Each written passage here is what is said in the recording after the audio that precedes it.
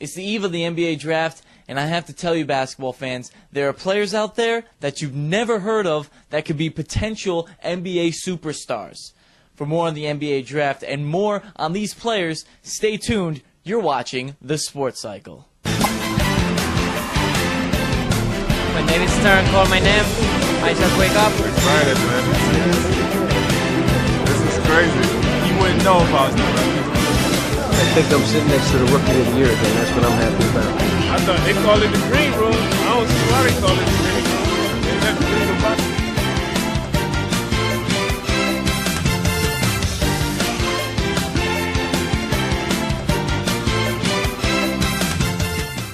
Welcome to the Sports Cycle NBA Draft Edition. I'm your host, Donnie Dwyer.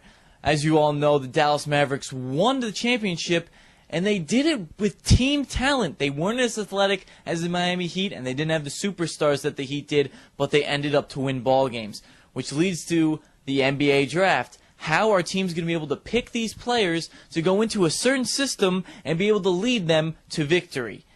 Now, what everyone knows about is the Kyrie Irvings, the Derek Williams, the Ernest Cantors. But people do not know about the players from the small schools that you've never even heard of. And that's why here on the Sports Cycle, I'm going to give you the 5 players you got to watch out for in this year's draft. First, let's start off with Justin Harper.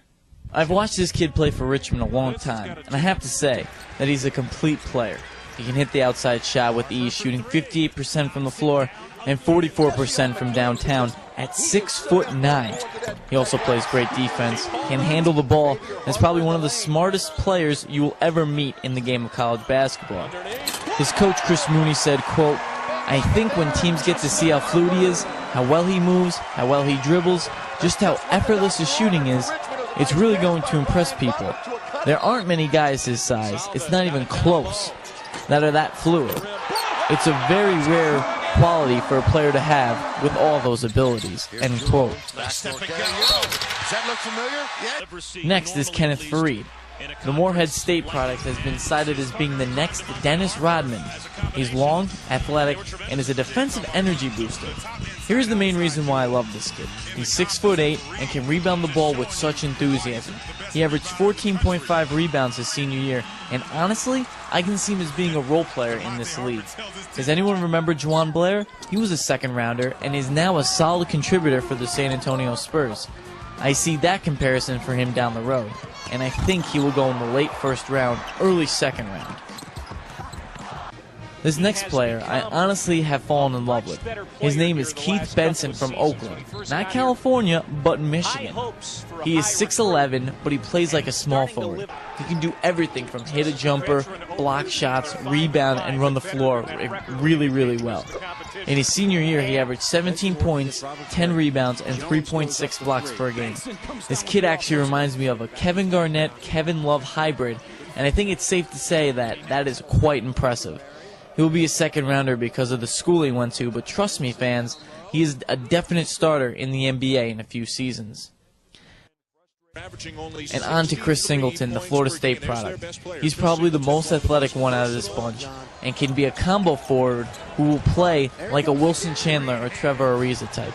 He can shoot the ball well from anywhere on the court, and he plays great defense, averaging 2 steals a game and 1 block as well. But the main issue he has is getting in foul trouble.